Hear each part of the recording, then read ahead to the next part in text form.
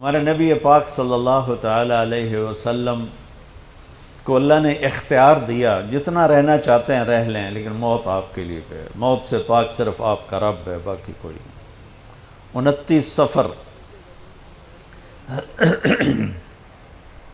11 ہجری 632 عیسوی آپ کو سر درد عصر کے بعد شروع ہوا۔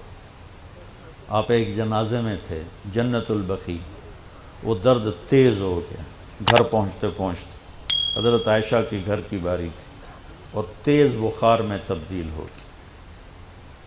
تو یہ مہینہ 29 کا تھا، 29 دن یہ اور 12 دن اگلے، 13 دن آپ نے بخار اور سر درد میں گزارے، اور اسی بیماری میں جا کے نمازیں پڑھاتے تھے۔ آپ کے جانے میں 5 دن باقی تھے تو آپ کا بخار بہت تیز ہو گیا، تو آپ نے فرمایا کہ مجھے 7 کنوؤں کا پانی لا کر غسل دو۔ تو 7 مشکاں وڈیاں وڈیاں بھر کے لے آندیاں صحابہ نے، الگ الگ کنواں تو حضرت عائشہ کے گھر میں ٹپ نہیں تھا، تو حضرت حفصہ کے گھر سے ٹپ منگوایا گیا۔ آپ تہمت باندھ کے اس میں بیٹھے اور ایک ایک مشک آپ پر ڈالتے گئے تو اس سے پانی سے بخار کا زور ٹوٹ گیا، تو آپ نے پٹی باندھی سر درد کی وجہ سے، اور حضرت علی اور فضل بن عباس رضی اللہ عنہما علیہم السلام ان کے کندھوں پر ہاتھ رکھے ہوئے آپ مسجد میں تشریف لائے۔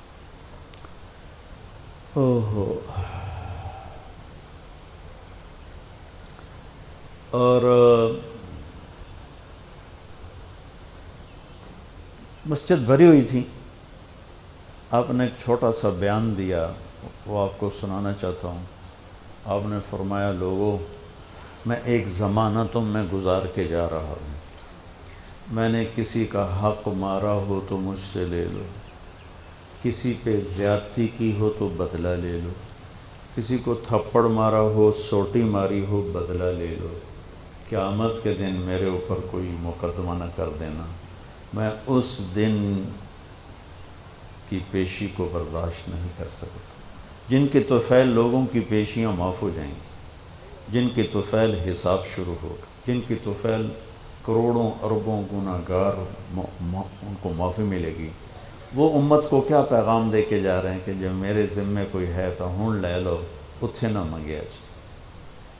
آپ نے اس کو اتنا دہرایا کہ صحابہ رونے لگے، تو آپ نے اتر کے ظہر کی نماز پڑھائی، پھر ممبر پہ آ گئے، پھر اسی بات کو دہرایا، میں نے کسی کا حق مارا ہو، کسی کو تھپڑ مارا ہو، کسی کو سوٹی ماری ہو، کسی پر زیادتی کی ہو، یہ میری جان بھی حاضر ہے، میرا مال بھی حاضر ہے، یہیں فیصلہ کرو میرے ساتھ، آگے نہ اٹھانا۔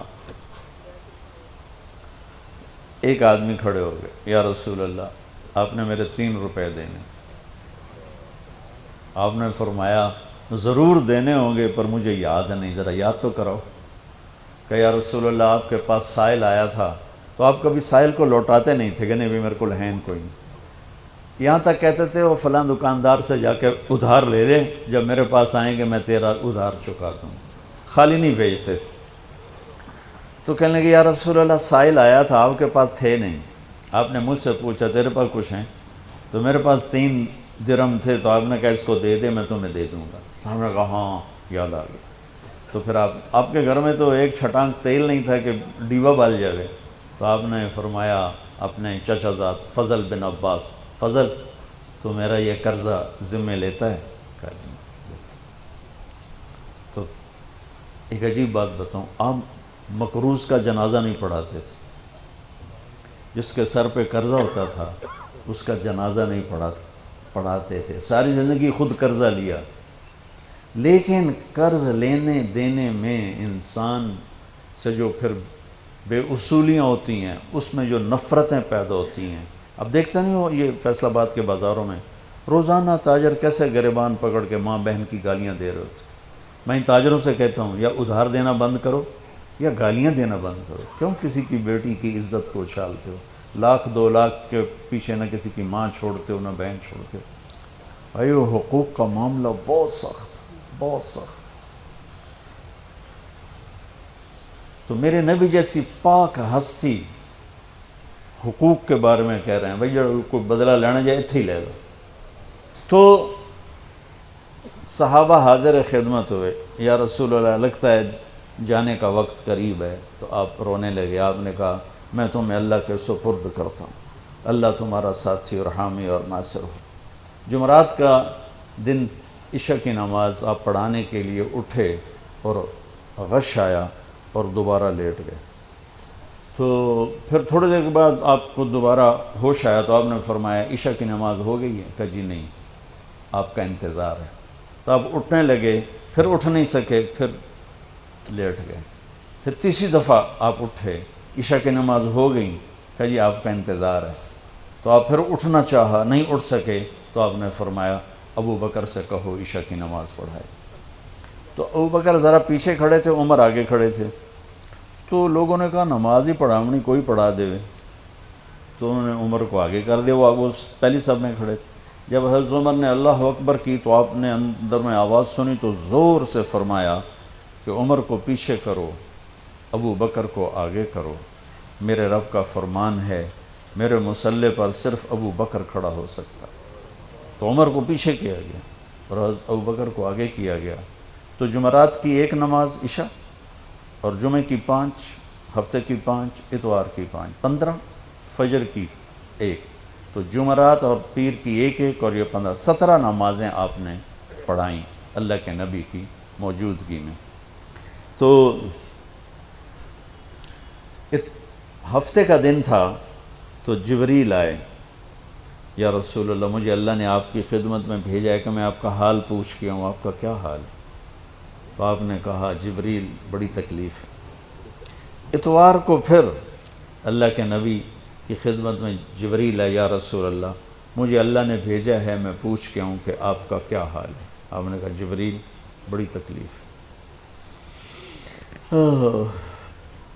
پیر کے دن، ہفتے کے دن آپ ظہر کی نماز کے لیے حضرت علی اور فضل بن عباس کے کندھوں پہ ہاتھ رکھ کر آپ مسجد میں انٹر ہوئے. ابو بکر نماز پڑھا رہے تھے.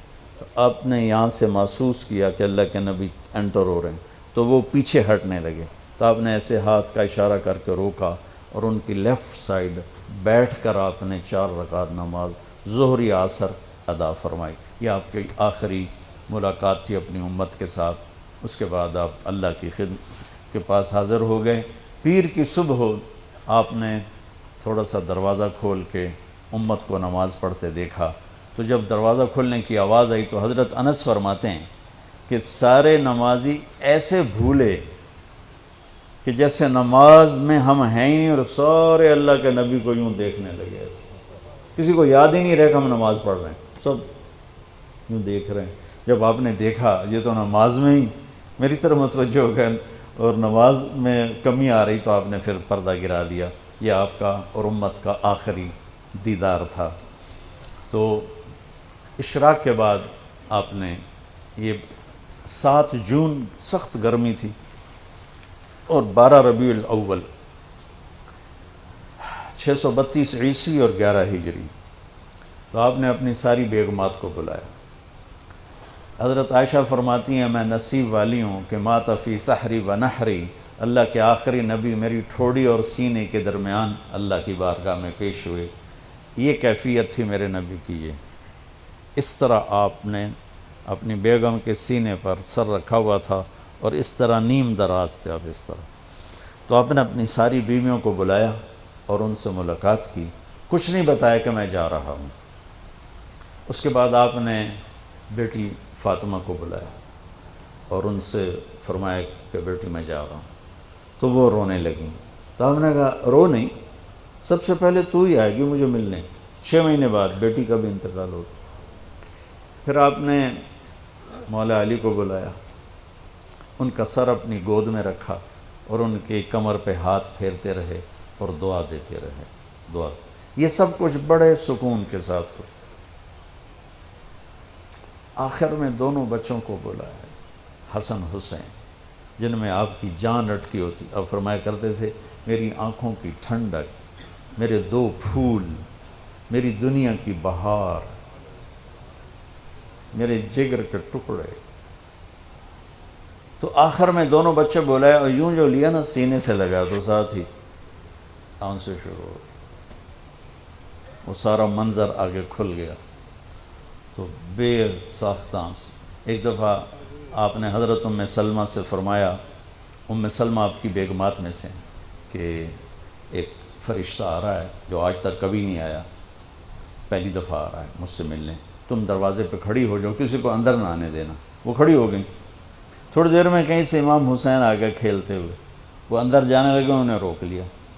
روکا تو وہ رونے لگے، روئے تو انہوں نے چھوڑ دیا.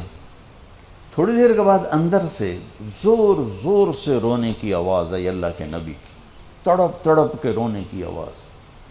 اندر گئے تو کیا دیکھا کہ آپ نے حسین کو یوں سینے سے لگایا ہوا تھا زور سے، اور یہ آپ کی کیفیت ہے، ہل ہل کے رو رہے اس طرح. پوری باڈی آپ کی غم کی وجہ سے ایسے کانپ رہی، شیورنگ تھی ایسے.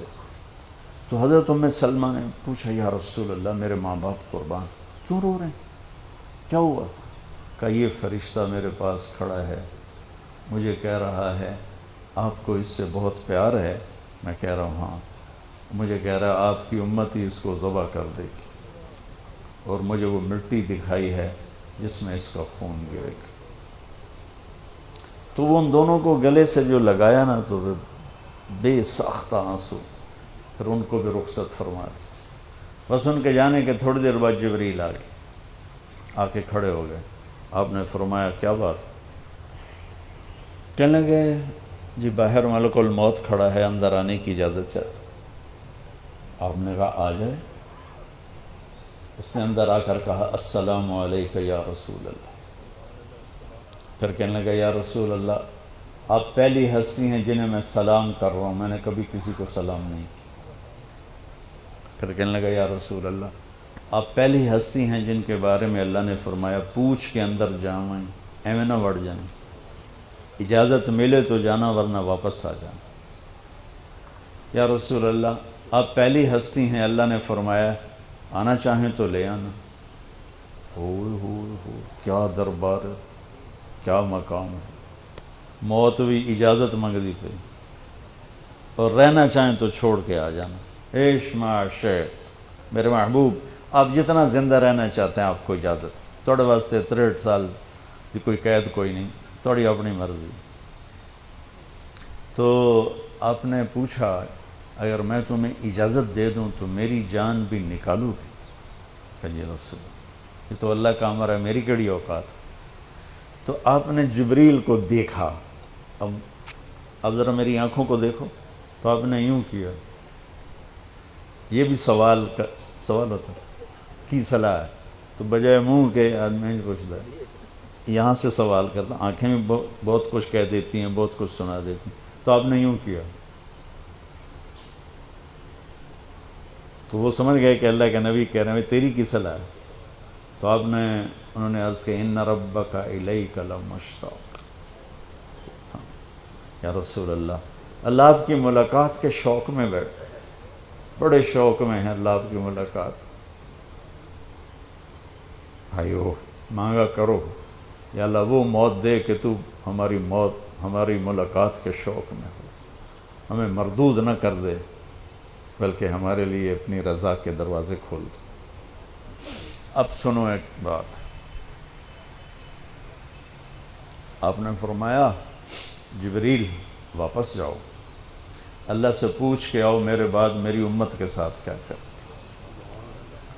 حسن حسین کو دیکھ لیا ہے کیا ہونے والا ہے، ان کے لیے کچھ بھی نہیں مانگا، ان کو قربانی بنا دیا، اپنی اولاد کو قربانی بنا دیا، ان کو ذبح ہونے کے لیے چھوڑ دیا.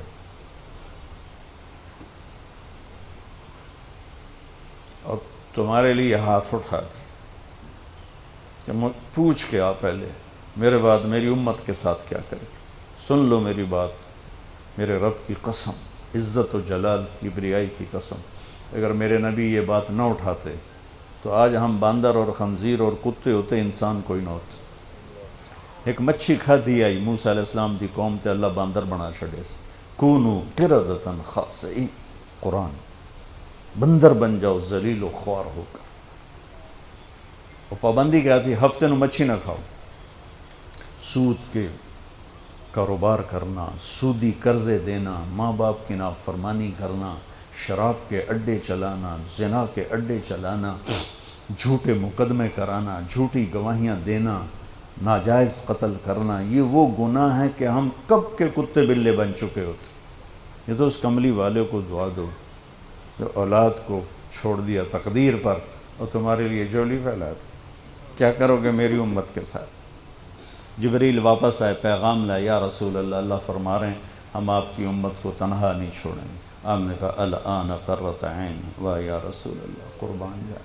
آپ نے کہا اب میری آنکھیں ٹھنڈی ہیں. اللہم الرفیق الاعلیٰ، یا اللہ ہوں بلا میں آمن تیار.